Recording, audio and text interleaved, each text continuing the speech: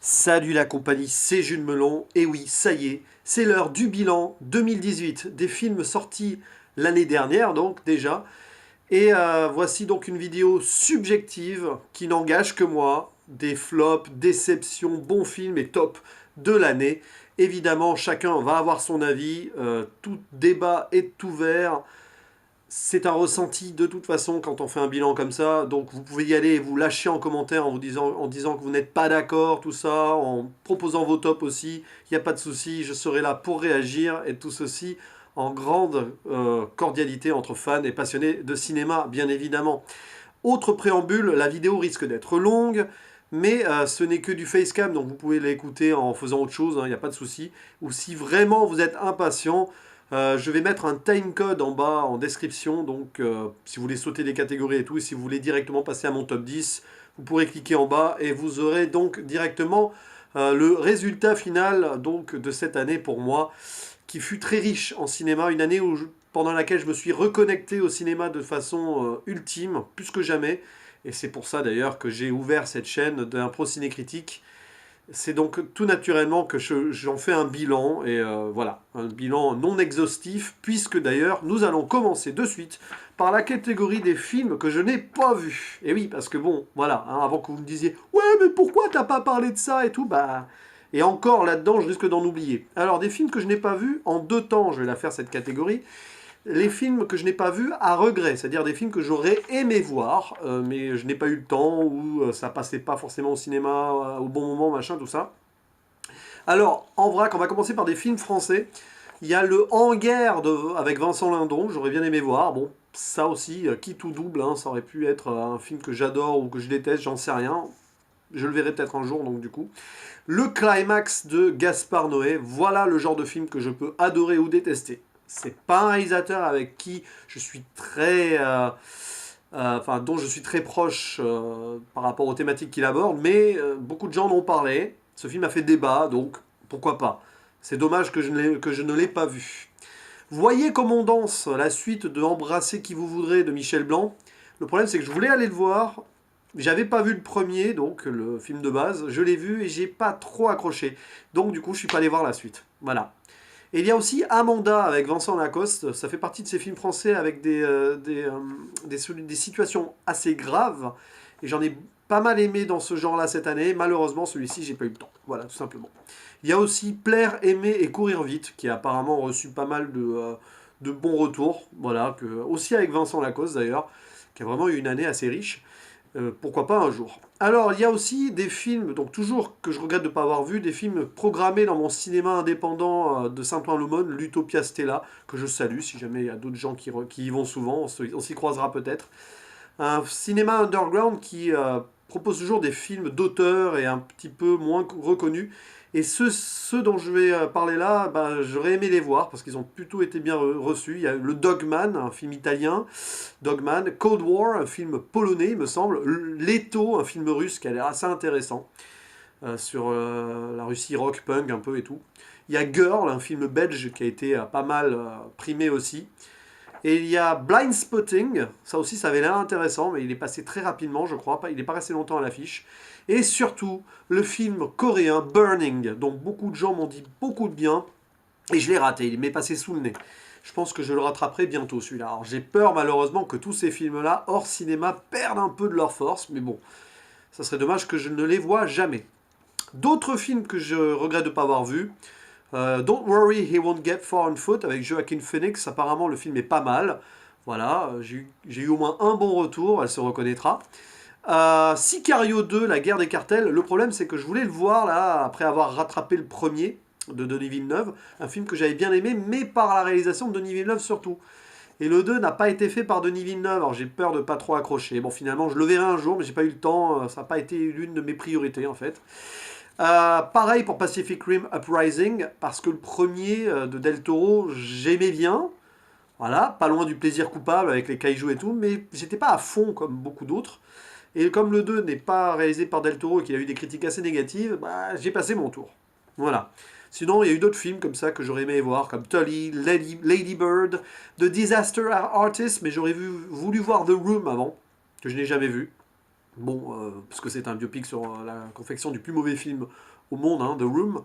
The Greatest Showman, alors là c'est une comédie musicale et tout, mais il y a des gens qui ont adoré, donc ça me titille ma curiosité. Call Me By Your Name, qui a été assez primé aussi, que j'ai pas eu le temps de voir. Overlord, film sorte de guerre horreur là, qui avait l'air intéressant, mais lui aussi je l'ai raté. Love Simon, qui a l'air assez touchant aussi. Moi, Tonya, un biopic sur une patineuse artistique connue. Alors ça, c'est plus pour mon côté prof d'anglais, parce que je bosse avec les terminales, les héros sportifs qui ont des scandales et tout. Et ce film-là, j'aurais aimé le voir. Je le verrai un jour, peut-être pour le travailler avec mes élèves, allez savoir. Wildlife, qui est actuellement à l'affiche, mais j'ai pas eu le temps, donc je l'aurais jamais vu en 2018. De même que Bumblebee, alors même si je suis pas à fond dans la saga Transformers, apparemment il est pas mal, de ce que j'ai entendu dire. Bon, bref. Et sinon, il y a eu les films que je n'ai pas vus, et que j'ai pas eu envie de voir. Alors, vraiment pas envie de voir, certains.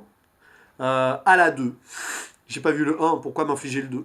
Taxi 5, alors pourtant je m'étais fait la rétro des 4 taxis sur la chaîne en 2018, et non, voilà, ça m'a gavé, et puis alors vu les retours du Taxi 5, non. La Ch'tite Famille, que j'ai failli voir par erreur, entre guillemets, mais non, je l'ai pas vu. Sorte de Bienvenue chez les Ch'tis 2, bon, voilà, donc ça m'attirait pas. 50 nuances plus claires, alors déjà que j'ai pas vu les deux autres, et qu'en plus apparemment c'est une purge, voilà. La Nonne, alors déjà que moi je suis difficile avec les films d'horreur, là apparemment tout le monde s'accorde pour dire que c'est pas terrible. Mortal Engines, j'ai pas du tout été hypé. Alors Peter Jackson derrière le projet, ok, mais il l'a pas réalisé, apparemment ça se ressent. Même si certaines personnes l'ont apparemment bien apprécié visuellement, alors je le verrai peut-être un jour, hein, mais bon. Et puis il y a Venom aussi qui a été assez descendu. Voilà, Venom. Je le verrai sûrement en mode récréatif un jour, mais j'allais pas malheureusement perdre du temps entre guillemets au cinéma pour ça. Et puis, bah, dans la foulée de Venom, il y a The Predator. Alors, ça fait partie de ces films remake reboot, parce que là, toujours que j'ai pas eu envie de voir, que j'ai pas vu, parce que moi, les remake reboot, ça me barde un peu, faut dire la vérité. Et The Predator, le fait est que le premier Predator avec Schwarzenegger de John McTiernan, j'ai pas hyper accroché, c'est un bon film, attention, hein, je le dis clairement, hein, mais c'est pas trop mon truc. Vu que le 2 a été, de Shane Black a été descendu, apparemment il est vraiment pas bon, bah non, j'ai pas eu envie de le voir. Et puis bah, les suites remake, reboot qui m'ont pas forcément attiré, de Grinch parce qu'il fallait que je revoie le film avant, puis ça tombait mal en période de Noël, j'ai pas eu le temps. Et j'étais pas fan du film avec Jim Carrey, donc peut-être l'un des films de Jim Carrey que j'aime le moins, donc bon, voilà. Le retour de Mary Poppins, ouais, je vois pas l'intérêt, il faudrait que je revoie le premier aussi, bon voilà. Suspiria, le problème, il aurait fallu que je revoie le premier. Je suis pas un grand fan du premier Suspiria, même si le visuel est étonnant et tout. Et là, bon, apparemment, le film vaut le coup quand même, donc pourquoi pas. Bon, un jour, je le verrai sûrement. Et puis, il y a Ocean's 8, apparemment, un remake, reboot de Ocean's 11, qui n'a pas grand intérêt non plus. Donc, voilà, pas vu. Voilà, donc ça, c'est les films que je n'ai pas vus.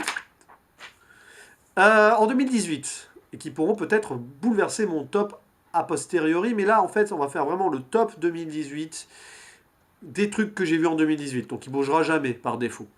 Et on va passer au flop. Alors c'est tout à fait personnel. J'aime pas le mot flop, mais c'est vraiment les films que j'ai pas aimés. Voilà. Mauvais ou pas mauvais, après ça, qui suis-je pour le dire vraiment. Il y a un film que j'ai vu en 2018, sorti de 2018, que je n'ai pas pu terminer. Alors je sais pas si c'est le pire film de l'année du coup, on pourrait le considérer en tant que tel. Je suis pas allé au bout donc. C'est Monquette de François Damiens. J'ai arrêté au bout d'une demi-heure. C'était insupportable. Je pouvais pas. L'humour me passait à 3 km au-dessus. L'histoire ne m'intéressait pas du tout. Voilà, donc peut-être que c'est un film qui est loin d'être mauvais, mais je me suis arrêté là. Sinon, peut-être le pire film que j'ai vu cette année de A à Z, c'est Gaston Lagaffe. Voilà. Avec le gars qui joue dans les tuches, là. Moderniser un truc comme ça passe super mal. Réalisé par Pef, qui déçoit de plus en plus. C'est dommage, parce que je l'adorais dans Les Robins des Bois. J'ai vraiment détesté. Les Tuches 3, pareil, j'ai pas du tout aimé, c'était vide, grossier, ça met en avant la France d'en bas, mais d'une mauvaise façon, je trouve. C'est assez insultant vers les gens qui n'ont pas beaucoup de culture, entre guillemets. Je trouve ça un peu malsain, les Tuches 3, voilà. Déjà le 1 et le 2, j'avais pas beaucoup aimé, mais le 3, pouf. Death Wish avec Bruce Willis de Eli Roth. Alors là, je l'ai trouvé malsain pour une autre raison. Déjà, le film est pas bon pour moi, pas trop bon en tout cas. Mais en plus, il me semble trop axée pro-arme à feu aux États-Unis. Et en ce moment, la société américaine n'a pas besoin d'un film comme ça. Voilà, j'en ai fait une critique. Hein, vous pouvez aller voir la vidéo en recherchant sur YouTube. J'explique tout ça en détail. Oui, d'ailleurs, la plupart des films dont je parle là, à partir de maintenant, j'en ai fait des critiques. Donc voilà, je vais pas aller dans les détails. L'un des pires films de l'année aussi, peut-être même le deuxième pire film de l'année après Gaston Lagaffe, sincèrement, c'est Skyscraper avec Dwayne Johnson. Le film chiant par excellence, d'action qui pourrait être fun, mais pas du tout. Incohérent et chiant, sans relief. Très dur celui-là. Sinon, il y a le 15h17 pour Paris de Clint Eastwood. Pas bon, j'ai pas aimé. Voilà, Clint Eastwood, c'est décevant pour du Clint Eastwood. Très très décevant même. Le fait de prendre les vrais personnages pour jouer leur propre rôle, encore ça passe, mais le fait de se concentrer sur le drame, enfin le moment héroïque que 3 à 4 minutes vers la fin du film, en gros. Et puis le côté patriotique américain m'a un peu dérangé aussi, mais bon, ça, c'est autre chose. Niveau saga SF pour ados aussi, on a malheureusement eu du lourd cette année. Darkest Minds Rebellion, très très plat, très très très très plat. Un peu moins plat, mais quand même c'est pas top, c'est Keane le commencement. Là, quoique, je suis beaucoup moins sévère, mais c'est quand même un film qui n'apporte rien. On verra avec la suite si je vois la suite, mais bon. Sinon, le film qui aurait dû être un plaisir coupable, cerveau débranché, en eau trouble, The Meg avec Jason Statham. Pouah, c'est purgesque. Et je regrette d'avoir payé ma place de cinéma pour ça. Incohérence et c'était nul, quoi, tout simplement. Après, là, on a 3 films français que je regrette de mettre là, mais voilà, c'est mon ressenti. Paul Sanchez est revenu avec Laurent Lafitte. J'aurais dû aimer. Et j'ai pas du tout accroché. L'histoire aurait pu être prenante pour moi et j'étais pas dedans. Trop d'à côté qui nous sortent du personnage de Paul Sanchez et l'histoire à la fin. Moi, je suis complètement sorti de là et voilà, j'ai décroché quoi. L'amour est une fête, pareil, un truc sur le porno, ça aurait pu être intéressant, festif ou complètement déjanté. Au final, c'est un film plat qui raconte pas, enfin qui raconte les trucs de façon sombre pour des trucs qui auraient pu être mis de côté fun. Moi, j'ai pas aimé. La tonalité du film, j'ai pas aimé. Pourtant, Guillaume Canet et Gilles Lelouch ne déméritent pas, mais voilà. Et puis, il y a High Life, qui est un film français, puisque réalisé par Claire Denis, production internationale avec des acteurs assez internationaux. Mais voilà, plus ça va, plus je pense à ce film et plus je l'aime pas, en fait. En trip SF psychologique bizarre, ça part dans le mauvais sens, selon moi. Il y a quelques scènes qui n'ont rien à faire dans le film, si ce n'est choquer. Et pourquoi on ne sait pas. Petite dédicace à Juliette Binoche et sa petite danse sur le god. Là. Bref, ça c'est les flops. Passons aux frustrations, déceptions. C'est-à-dire c'est des films dont je reconnais la valeur, mais que j'ai pas accroché sans pour autant détester. Alors, ça dépend, parce qu'il y en a un, c'est Le Jeu, film français de Fred Cavaillé. J'ai failli le mettre dans les flops quand même. Il y a un côté fun malgré tout. Mais j'ai pas apprécié. C'est dommage parce que c'est un scénario qui aurait pu être génial et c'est bâclé. Et c'est mal engagé, je trouve. Alors c'est vraiment à la frontière du flop. Et c'est dommage parce qu'il y avait un film américain sorti plus tôt dans l'année qui était pas trop mal, à peu près dans le même genre, même si c'est pas tout à fait le même contexte. C'était Game Night, un film que je mets nulle part, ni en flop, ni en déception, ni en bien, mais à peu près dans les moyens cool. Voilà, ben là non. Donc, sinon, là aussi, je suis déçu de le mettre là. C'est Dans la brume, film de genre français, post-apocalyptique, catastrophe, science-fiction, machin. Le film va pas au bout de ce qu'il devrait, ou il n'est pas allé au bout. Et même s'il y a des intentions bonnes, je trouve que le scénario était plat et le déroulement plat. Et c'est dommage parce que il faut soutenir ce genre de film en France. Voilà, je suis déçu de ne pas l'avoir apprécié plus parce que j'aurais vraiment aimé l'adorer. Eh ben non. Déception aussi, Psychokinésis. Alors, ça, c'est un réalisateur coréen, c'est un film coréen sur Netflix. J'ai pas le nom sous les yeux, mais il me semble que c'est celui qui a fait Le Dernier Train pour Busan, un film que j'avais adoré. J'ai peur de dire une bêtise, mais c'est pas grave, au pire vous me corrigerez. Et Psychokinésis, je l'attendais, il est sorti sur Netflix comme ça, une histoire de super-héros un peu étrange, et j'ai pas du tout accroché. Voilà. Pas loin du flop aussi. Là, ça va faire débat. Le prochain film dont je parle dans les déceptions, frustrations, c'est Ready Player One. Un bon film, clairement. Pas fan service, non. Le problème, c'est la surenchère des références dans tous les sens. Et ça m'a sorti de l'histoire, et l'histoire en elle-même, avec le méchant, j'ai pas trouvé ça très très bon. Le méchant est pas super bon, l'histoire se déroule, mais c'est secondaire. Et les références, super, cool.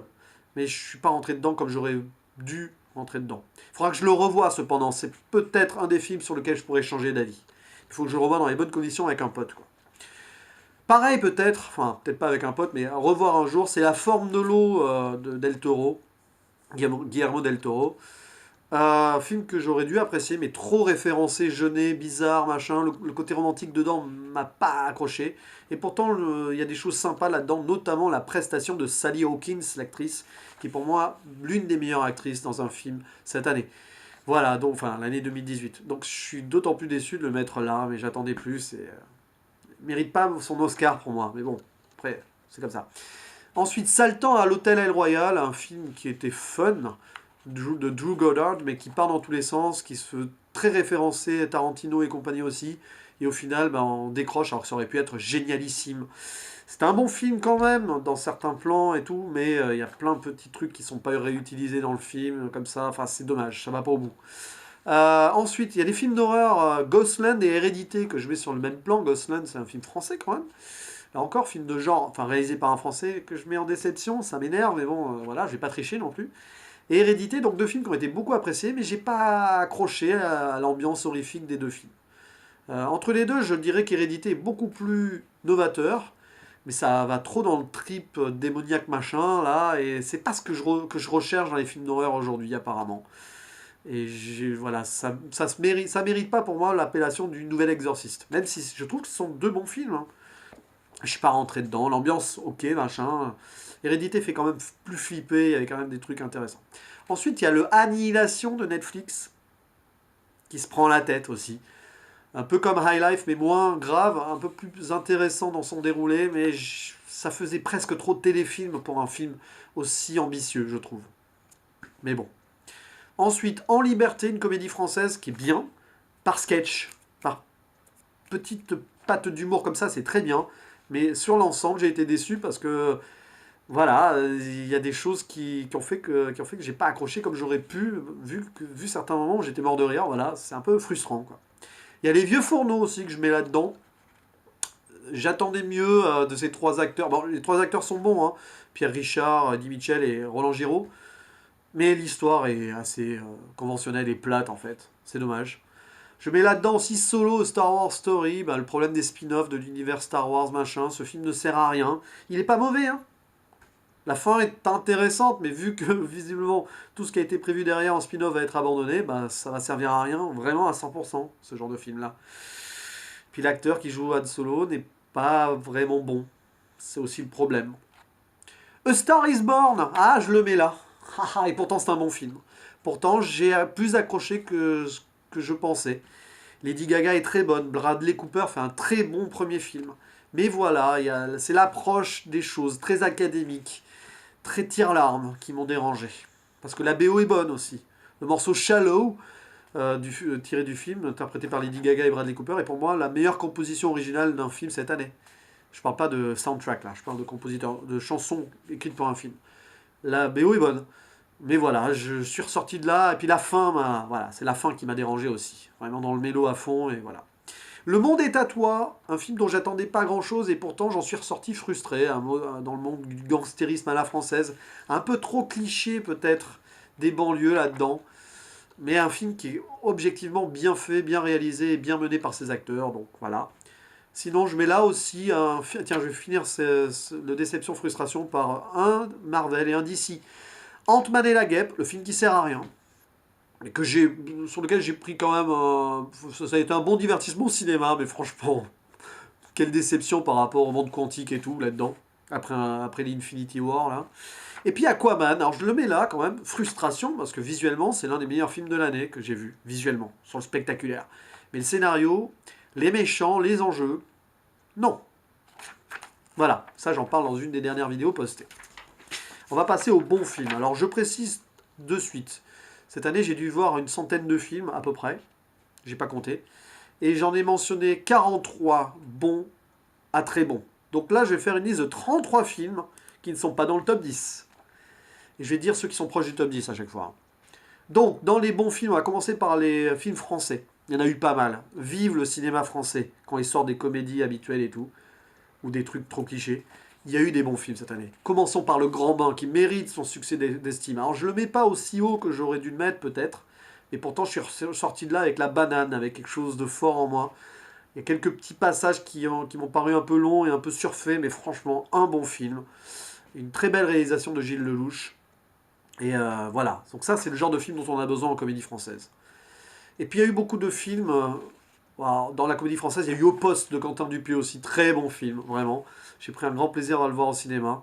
C'est du très bon Dupieux. Et puis sinon, il y a eu beaucoup de films français aussi, plus dramatiques. Pupille avec Gilles Lelouch aussi, très bon film, très touchant.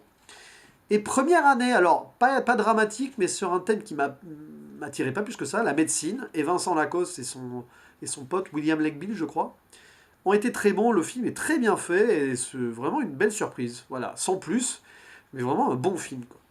Et puis il y a des films français qui sont pas passés loin du top 10. Astérix, le secret de la potion magique, Alexandre Astier, quoi. Je pense que je préfère un peu le domaine des dieux, mais je sais pas. Mais très bon film. I Feel Good de Kervern et Delpine, avec un Jean Dujardin exceptionnel, un film touchant et marquant sur la société à la fois. Et puis deux films qui ont vraiment échoué aux portes du top 10, parce qu'ils doivent être 11e et 12e dans mon classement, ou pas loin, un truc comme ça. Les Frères Sisters, qui est vraiment 11e de mon classement, je crois.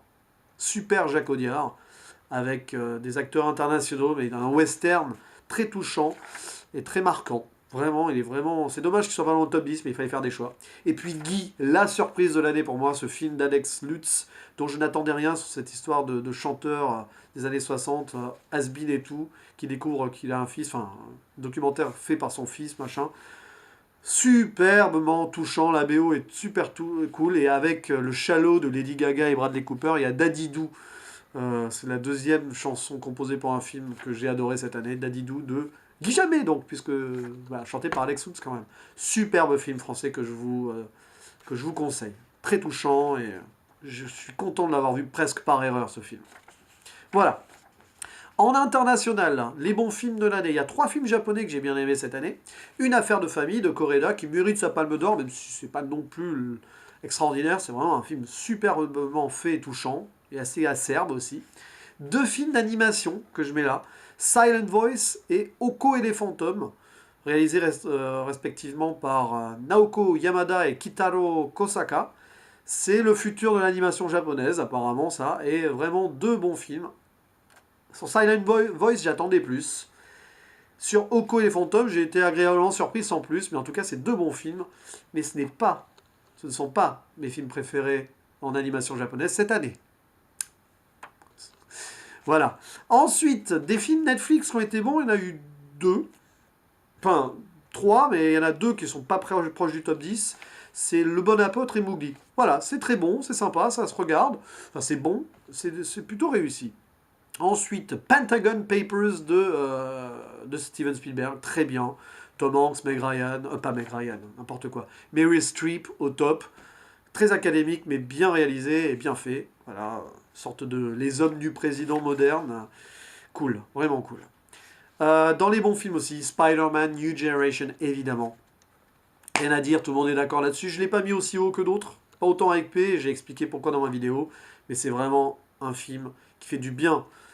Ensuite, Halloween, mon film d'horreur préféré cette année? Non. Parce qu'il y a aussi Sans un bruit. Voilà. Alors Halloween, bon reboot, remake. Ça c'est bien. Et puis Sans un bruit, un film qui m'a bien marqué au cinéma, qui aurait pu aller plus loin, c'est dommage, mais le concept est intéressant. Voilà, donc ça c'est mon film d'horreur préféré de l'année, je crois. Quoique, il y en a un qu'on peut classer comme film d'horreur. Est-ce que j'en parle là? Bah, j'en parle là, oui. C'est Mandy. Alors Mandy, avec Nicolas Cage. C'est un peu horrifique, c'est pas vraiment un film d'horreur à 100%, mais c'est sûrement celui que j'ai préféré, donc dans ce style-là. Un film totalement déjanté et barré qu'il faut que vous voyiez, si vous pouvez le trouver. Dans les bons films que j'ai rattrapé il n'y a pas longtemps, c'est Phantom Thread, le dernier de Daniel Day-Lewis. Très intimiste, mais cool. Alors, je le mentionne dans les bons films, L'homme qui tua Don Quichotte. Beaucoup ont été déçus, voilà, le film qui aurait jamais dû sortir, selon certains, qui a mis des années, le film maudit et tout. Ben moi j'ai bien aimé, je suis content de l'avoir vu au cinéma. Et je suis content que Terry Gilliam ait pu le sortir, vraiment. D'autres films sympas, bah tiens, un autre film Netflix sympa, un film par sketch, c'est La balade de Buster Scruggs des frères Cohen. Certains passages sont mieux que d'autres, certains sketchs sont meilleurs que d'autres, enfin certaines parties sont meilleures que d'autres, mais franchement, super sympa. Animation de l'année, l'une des animations de l'année aussi, bah, il y en a un quand même qui est sorti cette année chez Pixar, hein. Les Indestructibles 2, très sympa, rien à dire, c'est parfait pour les enfants. Je suis pas autant hypé que beaucoup de gens, mais en tout cas, j'ai pris un bon moment au cinéma, à l'image du premier, quoi. Bon film aussi, même s'il aurait pu aller plus loin, je le mets dans les bons films, c'est Les Veuves de Steve McQueen. Très très bon build-up sur la première heure, et puis après, bah voilà, mais bon, ça arrive. Je mentionne dans les bons films aussi Les Heures Sombres, le biopic sur Winston Churchill, parce que, pour moi, Gary Oldman est le meilleur acteur dans un film que j'ai vu cette année, en 2018. Enfin, en 2018. Il mérite son Oscar, du coup, puisqu'il l'a eu. Il joue un Winston Churchill extraordinaire. Et d'ailleurs, il phagocyte totalement le film, quoi. Enfin, du coup, tout ce qui se passe autour, c'est secondaire. C'est Gary Oldman qui joue Winston Churchill, c'est ça, c'est Les Heures Sombres. Three Billboards, Les Panneaux de la Vengeance, un des films que j'ai adoré au début de l'année. Et voilà, la meilleure actrice pour moi dans un film cette année, Frances McDormand, dans ce film. Elle est terriblement touchante et attachante, entre guillemets, vraiment un grand film pour elle, quoi. Autre grand film que je mentionne cette année, le film d'action de l'année, visuellement avec Aquaman, c'est vraiment les deux trucs, quoi. C'est Mission, oui. Mission Impossible Fallout, avec un Tom Cruise cascadeur au top de sa forme. J'étais bluffé, et il est là. Voilà. Deadpool 2, oui, je le mets là. Oui, j'ai bien aimé Deadpool 2, à l'image du 1.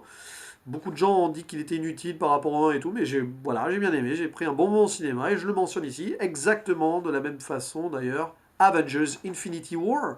Et oui, un très bon Marvel avec une fin, ben voilà, on va pas spoiler plus que ça, mais c'est un très bon film également. Et ceux qui sont pas loin du top 10 en international, donc, Jurassic World 2, mon plaisir coupable de l'année. Et oui, je sais que beaucoup de gens, pas bien le scénario. Ok, d'accord, peut-être, c'est vrai. Mais côté réalisation, Bayona, les trucs horrifiques et tout, les clins d'œil au premier Jurassic Park, tout ça, j'ai kiffé. Alors évidemment, il y a des trucs à la con, non. Mais super boulot de réal, vraiment. Au niveau de la réal, c'est un des meilleurs films de l'année, clairement. Une animation qui n'est pas passée loin du top 10, c'est Parvana, une enfance en Afghanistan, un film très indépendant qui raconte donc l'histoire d'une fille qui souffre en Afghanistan, qui doit se transformer en garçon pour pas être arrêtée et tout, à cause des talibans et tout. Très touchant, un grand film d'animation vraiment que je vous conseille, qui a été réalisé par une Irlandaise, je crois. Parlant du top 10 aussi, Black Panther, eh oui, eh oui, eh oui, ça c'est mon Marvel de l'année. Et je sais qu'il a été décrié, mais moi j'ai adoré, la réalisation est cool, le message politique derrière, certes, ne casse pas des briques, mais il y a des choses très intéressantes à voir en niveau géopolitique et histoire de l'Amérique, si on creuse derrière, et je suis content d'avoir amené une de mes classes, on était plusieurs profs, au cinéma voir ce film-là, parce qu'il est plutôt cool, voilà, assez moderne, et bien fait, bon oui, il y a des fonds verts à la con, machin, l'histoire est classique, mais voilà, ça fait le boulot, et c'est vraiment bien fait. Under the Silver Lake. Alors, eh oui. Le Mulholland Drive récent, moderne, peut-être, mais en tout cas, c'est un très bon film. Alors, pas accroché autant que j'aurais pu vraiment. Il aurait dû être dans un top 10, ce film-là. Mais il est pas loin du top 10 quand même. Et puis il y a Roma de Quaron. Bon, bah, visuellement aussi l'une des meilleures réalisations de l'année. Un peu trop sobre et froid pour être dans un top 10, mais en tout cas, ces films-là sont dans le top 20, en tout cas, ce que j'ai mentionné là. Je crois tous, d'ailleurs. Voilà. Et puis, bah, on va arriver à mon top 10. Vous êtes prêts? Vous êtes prêtes? 10e. Le voilà, le meilleur film d'animation japonais de l'année. Bon, c'est pas trop une surprise, je l'ai vu en avant-première, j'ai bassiné beaucoup de gens avec ça. C'est Mirai, ma petite sœur, de Mamoru Hosoda. Voilà, je vous renvoie à ma vidéo avant-première, alors elle sera en description à côté du timecode en bas. J'ai envie de le revoir, c'est le film que je veux le plus revoir, des films que j'ai vus en 2018. Et pour cause. Voilà, donc ça mériterait même une seconde vidéo quand je reverrai, je pense pas que je le ferai, mais voilà. 10e, Mirai, ma petite sœur, un petit bijou, et avec beaucoup de thématiques dedans qui méritent justement, enfin ça mérite d'être revu, rien que pour ça. Alors c'est un peu foufou, je comprends ceux qui ont été un peu mis de côté, mais il y a beaucoup de richesse justement. Et moi j'ai été touché par la richesse, évidemment la discussion qu'on a eue avec le réal derrière, le fait qu'il soit hyper abordable et qu'il explique facilement certaines choses, bah, ça a forcément augmenté la hype autour de ce film, c'est évident. 9e, alors c'est mon premier film de ce réalisateur, du coup j'ai envie de voir sa filmographie maintenant. Mon premier Lars von Trier, The House That Jack Built. Si on le considère comme un film d'horreur, mais c'est pas vraiment ça, c'est mon film d'horreur de l'année. C'est mon film slasher gore de l'année. Enfin, gore. Enfin, si, quand même. C'est à la fois désopilant, grave, flippant. C'est vraiment le film qui m'a le plus retourné cette année. J'ai été soufflé par ce film-là. Avec un Matt Dillon très très bon. Lui aussi, c'est l'un des meilleurs acteurs de l'année. Après Gary Oldman, il fait partie de ces bons acteurs de l'année. Un film que je vous conseille, qui est sans concession, qui est un peu branle-nouille parfois. Oui, excusez-moi de cette expression, mais bon. En tout cas, c'est jouissif, dans un sens. C'est jouissif. Huitième, une de mes surprises de l'année, un film dont je n'attendais rien. Et là, je remercie le gardien du cinéma qui nous a conseillé ce film-là. C'est Searching, Portée disparue. Un premier film réalisé par Anish Chaganty, qui est en fait un film qui se passe à travers tous les réseaux sociaux, toutes les vidéos possibles. Et c'est super bien fait, rythmé. Un bon thriller, dramatique, avec des acteurs justes. Ça fait presque documentaire found footage. C'est génial, vraiment. Et quand on voit qu'il est huitième, ça prouve que l'année est vraiment bonne, parce que c'est un film que j'aurais pu mettre beaucoup plus haut. Vraiment, l'une des surprises, la plus belle surprise de l'année pour moi. Enfin, l'une des plus belles surprises de l'année pour moi. Parce que vous allez voir les films français derrière, c'est des belles surprises aussi. Septième, Damien Chazelle avec First Man, le premier homme sur la Lune. Rien à dire. Beaucoup trop sobre pour certains. Pour moi, c'est un biopic juste qui ne tombe pas dans le patriotisme et qui touche à l'humain. Et dans un thème comme ça, parler de Neil Armstrong, le premier pas sur la Lune et tout, c'est osé et c'est vraiment bien fichu. La réalisation est hors pair. Puis Ryan Gosling est bon. Voilà, qu'est-ce que vous voulez que je vous dise de plus? C'est vrai que c'est un film qui aurait pu être placé plus haut aussi, mais voilà, septième, c'est déjà pas mal. Sixième, et mon deuxième film français de l'année, Mauvaise herbe de Cairon. Alors là, dédicace aux claques, hein, Thierry, Thomas et tout. C'est grâce à certains Laine Tachot, une émission podcast et tout, ces gens-là que j'ai pu le voir, parce que Thierry m'a bassiné avec Cairon, et a raison. On a vu donc son premier long métrage et celui-ci à la suite. Et Cairon est un réalisateur à suivre. Si vous le connaissez dans Bref, ok, tant mieux. Mais ne vous arrêtez pas là-dessus. Il nous a fait un film ici avec Mauvaise herbe touchant, prenant, et vraiment, vraiment, vraiment juste et humain. Voilà. Avec un André Dussolier et Catherine Deneuve, vraiment très bon aussi là-dedans. Et puis bon, Cairon, très, très, très, très à même de porter à l'écran le personnage qu'il a écrit pour son film. Puis des jeunes acteurs, amateurs, très très bons aussi. Vraiment touchants. Mais mon film français de l'année, réalisé par Andrea Bescon et Éric Métayer, Les Chatouilles. Premier long métrage d'une justesse incroyable, mais d'un drame touchant. Enfin voilà, c'est un film sur la pédophilie. C'est très très difficile à voir. Attention, il faut être accroché. Mais alors c'est fait de façon intimiste, mais à la fois originale. La mise en scène est très bonne, très intelligente. Un petit bijou ce film-là, Les Chatouilles. Le film français de l'année pour moi, sans concession. Voilà, Les Chatouilles. Quatrième, le meilleur film d'animation de l'année, il est là. C'est L'île aux chiens de Wes Anderson. Un film que quand j'ai vu au cinéma, j'étais super content de le voir. Je suis ressorti de là cool et tout. D'ailleurs, ma vidéo verrait que j'étais pas super à fond. J'avais dit que c'était un très bon film, j'étais pas super à fond. Mais avec le recul, j'ai eu la chance de le revoir entre-temps. Il mérite sa quatrième place. Voilà. Je l'ai revu en VO. Je l'avais vu en VF. Voilà, avec ses défauts potentiels. Je l'ai vu en VO. Ok, quatrième place. Voilà, c'est un film qui est vraiment bon, qui a une atmosphère particulière, avec une animation bien à elle. Et puis c'est Wes Anderson, quoi. Il sait vraiment raconter des histoires et nous faire pénétrer vraiment l'essence même de ce qu'il raconte. Donc ça, c'est vraiment cool, quoi. L'île aux chiens, quatrième. Troisième, un autre film que j'ai vu 2 fois cette année, c'est Black Klansman. J'ai infiltré le Ku Klux Klan, réalisé par Spike Lee. Et voilà, là, c'est un film politique, dur, fort, drôle à la fois, fun et marquant. C'est superbe. Voilà. Alors certains diront que oui, à la fin du film, il y a peut-être un truc en trop. Ça va dans le contexte. Il y a une dénonciation. C'est un film politique, évidemment. C'est Spike Lee. Il ne faut pas s'attendre à autre chose. Mais bon, l'histoire est fun et grave à la fois. C'est une adaptation de faits réels. Et les acteurs sont impliqués. La mise en scène est super cool. Je suis content de l'avoir revu avec une de mes classes, sortie pédagogique scolaire aussi. Et c'est un film important de l'année. C'est pour moi le film le plus important et à voir de l'année. Le film coup de poing de l'année. Black Klansman, donc. Numéro 2. Gros coup de cœur quand même, au cinéma, j'étais pénétré par l'histoire. Hostile. Hostile de Scott Cooper, avec Christian Bale, Rosamund Pike, tous les deux très bons, parmi les acteurs de l'année aussi, évidemment. Classer un film en deuxième, il ne peut pas en être autrement. Un western intimiste, contemplatif, qui raconte l'histoire de l'Amérique derrière. Il y a une seconde lecture profonde, et quand on s'intéresse, comme moi, à la civilisation, forcément, je suis prof d'anglais, c'est peut-être pas pour rien aussi, c'est vraiment fort, et c'est un regard sur l'Amérique de l'époque assez amer. On est loin du rêve américain, de la conquête de l'Ouest basique et tout là. Et on est loin du pur western indien contre cow-boy et tout. Il y a quelque chose, il y a une recherche derrière très profonde. C'est à la limite du film d'auteur. Et c'est contemplatif tout en étant grave et profond. Il a failli être mon film numéro 1 de l'année. Jusqu'il y a peu, je pensais que ça serait mon meilleur film de l'année, mais non. Il a été battu. Évidemment qu'il a été battu par le biopic de l'année. Ce film qui a tellement été décrié à droite à gauche. Aïe aïe aïe, mais bon, c'est pas grave. Moi, je l'ai adoré. Je suis ressorti de là. C'est le film que je voulais voir au moment où je l'ai vu. J'aurais pas Enfin, si j'avais dû réaliser un film comme ça, je l'aurais fait tel quel. C'est un film pour les amoureux de la musique, pour les amoureux de Queen, évidemment, vous l'avez compris. C'est Bohemian Rhapsody. Alors oui, il y a eu voilà, de Bryan Singer, mais qui a quitté le tournage en cours de route, machin. Certes, il y a des choses à redire sur la véracité des trucs, évidemment, mais ce n'est pas un documentaire, c'est un biopic.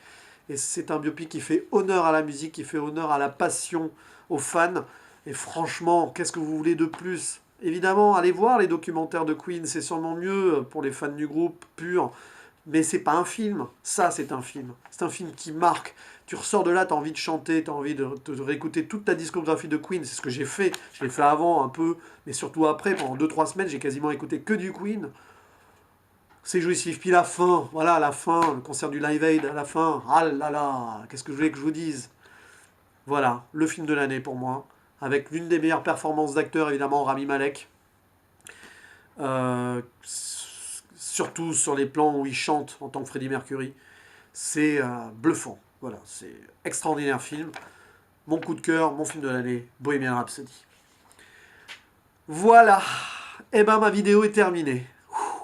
C'était long, hein. Mais bon, quand on aime, on ne compte pas. J'espère que vous aurez apprécié le tout. N'hésitez pas à balancer tous les commentaires que vous voulez pour dire vous êtes d'accord, pas d'accord, pour mettre même vos liens vers vos top 10 à vous. Si vous avez fait des vidéos YouTube, allez-y, je vous l'autorise, il n'y a pas de problème. Si vous n'avez pas fait de vidéo, balancez vos top 10, vos flops et tout. Pas de souci, c'est ouvert. Je répondrai avec grand plaisir à chacun et à chacune. Les débats seront passionnés et envolés potentiellement. En tout cas, j'ai plus qu'à vous dire à la prochaine pour d'autres aventures. Le bilan de l'année 2018 étant fait, on est passé en 2019 avec d'autres belles choses à venir. Et on ne peut pas en douter, quoi. C'est le cinéma, quoi. Quand on est passionné, on sait toujours qu'il y aura de belles choses à venir dans les films qu'on va voir. Voilà. Allez, à la prochaine. Merci de votre fidélité. Ciao.